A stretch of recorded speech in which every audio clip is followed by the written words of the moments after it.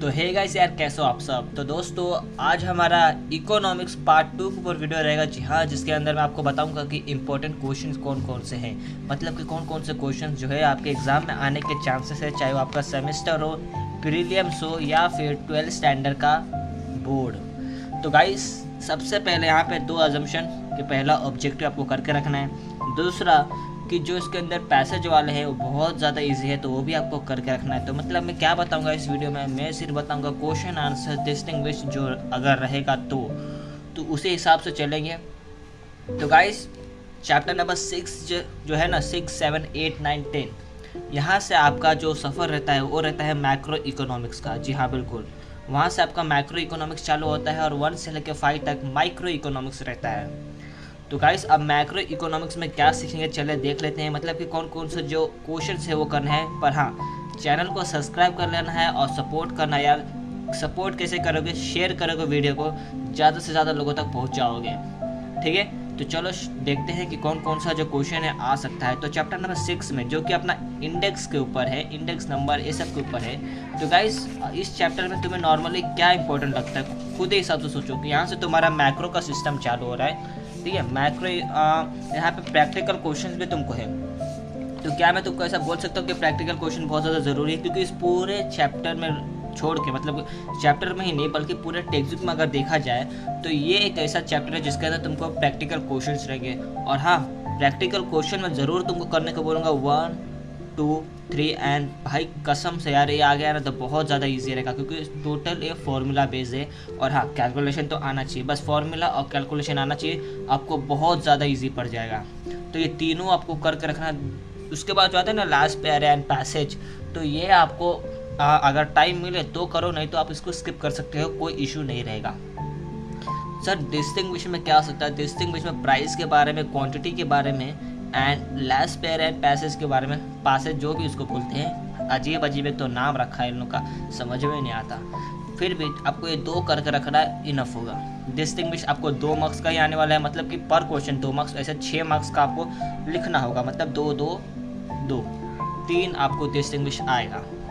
अब ये तो हो गया। स्टेट द रीजन में क्या आ सकता है? तो स्टेट द रीजन में आपको इंडेक्स नंबर करना है, ठीक है। इंडेक्स नंबर तो तीनों है, लेकिन करना क्या है, 2nd एंड 3rd कर लो। चलो, अब आंसर द फॉलोइंग तुमको आएगा 4 मार्क्स के लिए आएगा, ठीक है। ये भी तुमको आने के 4 मार्क्स के चांसेस है, पर मैं इसको स्किप करूँगा, मैं नहीं बोलूँगा कि तुमको इसको करना है। तो आपको इन दोनों में से जो ये फीचर्स वाला है इसको करके रखना है। अब जो जितने भी इसके फीचर्स हैं, ठीक है, मिनिमम मैं बता रहा हूँ 5 पॉइंट आपको करके रखना। अगर 5 के 5 दिया तो 5 ही करो। अब स्किप एक भी पॉइंट मत करना। रीज़न ये है कि अगर कोई स्किप पॉइंट भूल भी गए तो उसको रिप्लेस करके उसके जगह पे दूसरा लिख सकते हो। लेकिन अगर तुम सिर्फ 4 पॉइंट करके जाते हो तो 4 में से अगर कोई 3 याद रहा तो उसके पूरे मार्क्स मिलना तो इम्पॉसिबल है। वैसे भी तुमको पूरा मार्क्स तो मिल नहीं पाएगा, मैंने अपने हर एक वीडियो में बोला है, क्योंकि पूरा मार्क्स के लिए सेंटर ऑफ फॉर्मेशन और तुम्हारा मीनिंग डेफिनेशन सब सही होना चाहिए। उतना अच्छा तो मुझे लगता नहीं कि किसी स्टूडेंट का हो पाएगा, लेकिन अगर हो पाएगा तो गुड, क्योंकि नॉर्मली देखा जाए तो भाई 4 में से 4 मिलना, 8 में से 8 मिलना इम्पॉसिबल जैसा है, ठीक है। बहुत लेवल का पढ़ाई चाहिए उसमें, तब जाकर होता है। तो गाइस, अब देखते हैं कि जो तुम्हारा चैप्टर नंबर 7 है, अपना 7 किसके ऊपर है, इनकम के ऊपर। अब इनकम से रिलेटेड क्या हो सकता है सर, वो बता दो। अब इनकम से रिलेटेड यहाँ पे मैं तुमको बोलूँगा, यहाँ पे मैंने पहले स्टार मार्क करके रखा है, ये ज़रूरी है और तुमको 4 मार्क्स के लिए पूछा जाएगा। बिल्कुल 8 मार्क्स के लिए इसमें से कुछ आने वाला नहीं है, हालांकि इसका वेटेज 8 मार्क्स का है, चैप्टर का बता रहा हूँ, ठीक है। तो 4 मार्क्स का तुमको ये पूछा जाएगा, 4 मार्क्स का ये भी आएगा, ठीक है। तो इसमें से कोई भी करो, जितने भी पॉइंट है सिर्फ 4 या मिनिमम 5 करो, बस ख़त्म। उसके आगे करने की ज़रूरत नहीं है, 5 पॉइंट इनफ है, उसके आगे मत जाओ, क्योंकि 4 या 5 मार्क्स के लिए आएंगे। अब यहाँ पे जो आएगा स्टेट द रीजन, इसमें भी तुमको दोनों करना है, ठीक है। और इसमें आपको नेशनल इनकम के फीचर्स, ठीक है, और कॉन्सेप्ट ऑफ ग्रीन जीएनपी करके रखो, बस इतना काफ़ी होगा। तो आई होप आपको इतना समझ में आ रहा होगा। हाँ, यहाँ पे मैं आपको 2 चीज़ बता देता हूँ, एक ही चीज़ बता रहा हूँ कि जो तुम्हारा क्वेश्चन नंबर 7 है आंसर इन डिटेल, तो कहने को तो ये आंसर इन डिटेल है, मतलब 8 मार्क्स का बता रहा है, पर 8 मार्क्स का नहीं आने वाला है।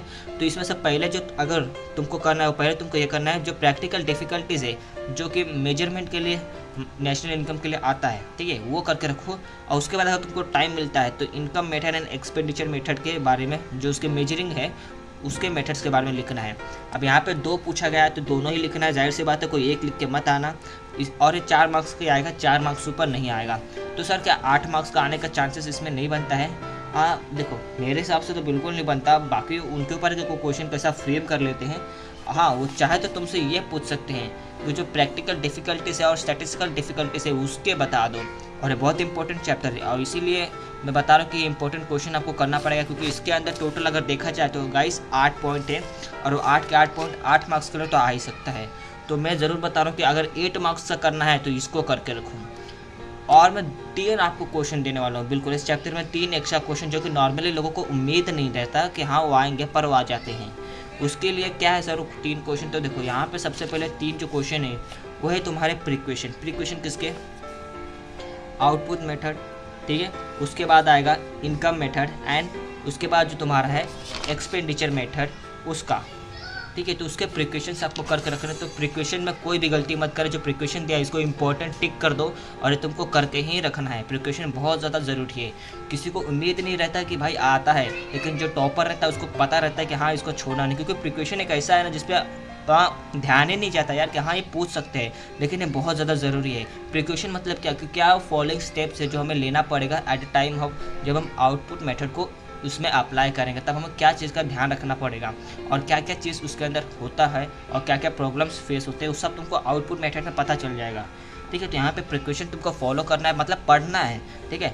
ऊपर ऊपर से पढ़ के जाओ, क्योंकि पॉइंट्स बहुत ज़्यादा ईजी है। अगर नहीं समझ में आ रहा है तो मुझे कमेंट करो, मैं इसके ऊपर एक पर्टिकुलर वीडियो बना दूंगा कि जो भी 3 प्रिक्वेशन है मेथड के ऊपर उसको अच्छे से डिफाइन कर दूंगा, समझा दूंगा तुमको, ताकि कोई इशू ना हो। तो इनकम, आउटपुट और एक्सपेंडिचर, इसके प्रिक्वेशन तुमको पूरा करके जाना है, ठीक है। पूरा करके जाओ, ठीक है। ये मत सोचना हाँ अब यहाँ पे पूरा करके जाने का मतलब है सर कि ये 8 मार्क्स के लिए आएगा, मैं बोलता हूँ बिल्कुल नहीं, 8 मार्क्स के लिए बिल्कुल नहीं आने वाला है, ये 4 मार्क्स का ही आएगा। तो जो 60 पॉइंट दिया है तुमको हर एक प्रिक्वेशन में, इसमें से मिनिमम 5 पॉइंट कौन से भी जो तुमको ईजी लगे वो करके जाना। हाँ बट यहाँ पे देखो, अगर तुम एक्सपेंडिचर प्रिक्वेशन को देखोगे तो last point subsidise should be included, इतना लिखना ठीक है, लेकिन इतना ही लिख के मत आ जाना, इसके साथ और भी थोड़ा लिखना। तो ऐसा करो कि 6 और 7 पॉइंट को इंक्लूड कर देना। आई होप समझ में आ रहा होगा, ठीक है, क्योंकि इतना से के लिए मुझे नहीं लगता पॉइंट देंगे, इसलिए 6 और 7 को इंक्लूड करके लिखना, पॉइंट बना देना, मिल जाएगा। तो मिनिमम 5 मार्क्स का आपको मतलब 5 पॉइंट लिखना पड़ेगा 4 मार्क्स के लिए। तो ये प्रिक्वेशन आपको मैंने बता दें कि तीनों प्रिक्वेशन बहुत ज़्यादा ज़रूरी है। तो गाइस हाँ सर और कुछ है क्या इसके अंदर जो आ सकता है, क्योंकि ये मैक्रो कॉन्सेप्ट है इसके ऊपर, तो सर हमको थियरी से रिलेटेड जैसे थियरी डिफिकल्टीज़ और कॉन्सेप्चुअल डिफिकल्टीज़ ये भी पूछने के चांसेस है, पर मैं स्टिल आपको बोलता हूँ कि पहले ये सब को अगर टाइम मिलता है then you have to move on this, otherwise आपको करने की कोई ज़रूरत नहीं है। पर हाँ इंपॉर्टेंट है, इसकी मैं गारंटी लेता हूँ, लेकिन फिर भी आपको पहले प्रिकॉशंस करना है, उसके बाद आप इस पर जाना, ठीक है। तो 8 मार्क्स के लिए आपको हाँ ये करके रखो, ये ज़रूरी है। जो प्रैक्टिकल डिफिकल्टीज और स्टैटिस्टिकल डिफिकल्टीज जो कि एक ही नाम है, आपसे दोनों में से कोई एक ही नाम से पूछा जाएगा क्वेश्चन में, वो करके रखना है। अब सर मुझे आंसर द फॉलोइंग बता दो कि वो क्या आएगा, तो वो तो मैंने आपको बता दिया है भाई, ठीक है। GNP ये सब आपको मैंने सब बता दिया, तो आई होप इसमें कोई डाउट नहीं होगा। अब देखते हैं कि जो तुम्हारा चैप्टर नंबर 8 है पब्लिक फाइनेंस इन इंडिया, अब देखते हैं इसके अंदर कौन कौन से क्वेश्चन है जो कि तुम्हारे लिए बन सकते हैं, ठीक है। इसका वेटेज देख लेते हैं गाइस कि इसका वेटेज कितना होगा। तो मैंने वेटेज भी लिख रखा है, जो कि चैप्टर नंबर 8 है तो इसका वेटेज भी हाँ 8 मार्क्स का है, बिल्कुल 8 और 9 का वेटेज 8 मार्क्स का है, मतलब कि इसमें 8 मार्क्स का क्वेश्चन बन सकते हैं। तो अगर 8 मार्क्स का क्वेश्चन बन सकते हैं तो क्या क्या क्वेश्चन आने के चांसेस है वो भी देख लेते हैं। फिर explain various reason for the growth of public expenditure, ठीक है, ये करके रखना। इसको मैं स्टार कर दे रहा हूँ, तुम भी स्टार कर लो। फिर उसके बाद प्रिंसिपल तुम्हें समझाना है, टैक्सेशन के प्रिंसिपल और टाइप्स, ठीक है। जितने भी टाइप्स अगर 5 से ज़्यादा है तो कोई भी 5 करके रखो चलेगा, कोई इशू नहीं रहेगा, और बाकी ये सब तुमको खुद करना है। तो आई होप इसमें आपको कोई भी प्रॉब्लम नहीं होगा। हाँ state the reason whether you agree और नॉट, कि इसमें पब्लिक के बारे में, ठीक है, डेमोक्रेटिक के बारे में और ऑब्लिगेटरी फंक्शन के बारे में करके रखो, बस इतना करके रखना है। अब देखते हैं कि चैप्टर नंबर जो तुम्हारा 9 होगा, अरे यहाँ डिस्टिंग्विश उसको कैसे बोल सकते हैं यार, डिस्टिंग्विश भी तो ज़रूरी है। तो डिस्टिंग्विश में सर ज़्यादा नहीं, बस पब्लिक के बारे में, इंटरनल के बारे में, और यहाँ पे डायरेक्ट और इनडायरेक्ट है ये करो, इतना इनफ होगा। अब देखते हैं कि चैप्टर नंबर 9 जो है इसमें क्या क्या आ सकता है। यहाँ पे देखो, यहाँ पे कुछ मैं आपको बता सकता हूँ कि ये जो फाइंड आउट है, name the central bank of the following countries, ठीक है, तो वो तो मैं आपको बता रहा हूँ उतना इंपॉर्टेंट नहीं है, फिर भी अमेरिका और इंडिया के सेंट्रल बैंक का तो नाम आपको पता होना चाहिए।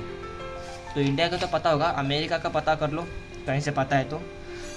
बाकी वो उससे पूछने जाने में इतने अच्छे मतलब यूँ समझ लो कि रेयरली चांसेस है कि question fill in the blanks में दे दें, पर हाँ कई बार ऐसा आ जाता है। कई बार क्वेश्चन में आपको बोल सकते हैं कि आरबीआई जो बैंक है वो क्या सेंट्रल बैंक है इंडिया का या फिर नहीं है। कई बार ट्रू फॉल्स में ऐसा आ जाता है या फिर फिल इन द ब्लैंक्स में आपको देना पड़ता है इसका जवाब। तो उसके बारे में आपको ज़रूरी पता रहना चाहिए भाई, तो वो छोड़ना मत। अब देखो चैप्टर नंबर 9 पे आ चुके हैं। अब चैप्टर नंबर 9 पे सर क्या आ सकता है, तो पीछे से शुरुआत करेंगे आंसर इन डिटेल में। तो ऊपर वाले को स्किप मारो, आपको करना है आरबीआई का। आंसर द फॉलोइंग, आपको फंक्शंस अगेन कमर्शियल बैंक का, कोई भी एनिफाई, ठीक है। प्रॉब्लम्स के बारे में फेस करो, बस ये दो काफ़ी है। डिस्टिंग्विश में मनी और डिमांड डिपॉजिट, ये दो कर लो काफ़ी होगा। ये आपको बहुत ईजी है तो ये आपको खुद करना है, और बाकी सब तो ऑब्जेक्टिव, इसमें कोई प्रॉब्लम होगा नहीं। अब नेक्स्ट आता है फॉरेन ट्रेड इन इंडिया, जो कि 4 मार्क्स का इसका वेटेज है। मतलब कि सिर्फ ऑब्जेक्टिव करेंगे चलेगा, मैं बोलता हूँ बिल्कुल नहीं। ऑब्जेक्टिव करने से सिर्फ नहीं चलेगा, तो सर और क्या करना पड़ेगा, ऑब्जेक्टिव के साथ ये करना पड़ेगा। हो सकता है 4 मार्क्स के लिए यही पूरा उठा के पूछ लिया जाए, जो कि चांसेस है। तो इसलिए पहले इसको करो, प्रेफरेंस में इसको देता हूँ, उसके बाद किसको प्रेफरेंस देना। इसके बाद तुमको ये सब जो है ना 4 मार्क्स के लिए ही आएंगे, सही बता रहा हूँ, 4 मार्क्स के लिए ही आएंगे। 5 मार्क्स, 6 मार्क्स, 7 मार्क्स, 8 मार्क्स के लिए नहीं आने वाला है। तो ये बस 4 मार्क्स का रहेगा, तो मतलब 4 मार्क्स के हिसाब से ही तुम्हें पढ़ना है, उससे ज़्यादा मत पढ़ना, बेकार का मेहनत मत डालो। और जब एग्री और डिसएग्री की बारी आएगी तो तुमको सेकंड वाला एंड थर्ड वाला जो है वो करके रखना है। आई होप यहाँ तक आपको समझ में आ रहा होगा। अब क्या बचा सर, अब बचा सर आंसर द फॉलोइंग। अब आंसर द फॉलोइंग, ये जो explain the concept of foreign trade यानी इट्स टाइप है ना, इसको सिर्फ ऊपर से पढ़ के जाओ। रीज़न भाई ये है कि फॉरेन ट्रेड मतलब इंपोर्ट, एक्सपोर्ट एंड रिपोर्ट, यही 3 टाइप है इसके। तो ये सब बना कर भी लिख सकते हो, तो उसके लिए टाइम इतना गवाओ मत, ऊपर से पढ़ के जाओ, काम खत्म। Explain and 4 feature of composition of Indian foreign trade, मुझे नहीं लगता इन सब पे इतने आने के चांसेस है, ठीक है। तो ये सब मत करना, ये सब बाद में अगर टाइम मिलता है, if you have time then आप कर सकते हो, नहीं तो जो इंपॉर्टेंट क्वेश्चन मैं दे रहा हूँ वो इनफ है। 4 मार्क्स का वेटेज यार कितना ही पूछ लेंगे इसमें से, इतना भी दिमाग लगाने की ज़रूरत नहीं है। तो गाइस पूरा मैंने आपको बता दिया 1 से लेकर 10 तक, क्योंकि ये पार्ट 2 वीडियो है, पार्ट 1 वीडियो भी मैंने अपलोड कर दिया था, ठीक है। तो ये वेटेज, आप वेटेज का स्क्रीनशॉट ले सकते हैं, फिर लिख सकते हो। मुझे लगा कि बता देना चाहिए, कुछ लोग को नहीं पता होगा, इसलिए मैंने बता दिया। अब बस 1 2 3 4 5 6 7 8 9 10 पूरा माइक्रो मैक्रो आपको पढ़ा दिया है, मतलब कि उसके अंदर क्वेश्चन मार्क्स करा दिए हैं। तो उससे अब वेट किस चीज़ का करना है, अब वेट किसी का नहीं करना है। प्रीलिम्स के वीडियो आएंगे, प्रीलिम्स के वीडियो सॉल्व करो, देखो, समझो, फिर उसके बाद प्रैक्टिस ही प्रैक्टिस करना है। तो बस यार अभी के लिए इतना ही। सपोर्ट करना है कैसे, शेयर करके दोस्तों को बताओ, और हाँ सब्सक्राइब ज़रूर कर लेना यार, ठीक है। कमेंट में बताओ कि वीडियो कैसा बना था, और हाँ कुछ डाउट है तो वो भी पूछ लिया करो, शर्माया मत करो। तो गाइस फिर मिलूंगा एक और नई वीडियो के साथ, तब तक के लिए टेक केयर, बाय बाय।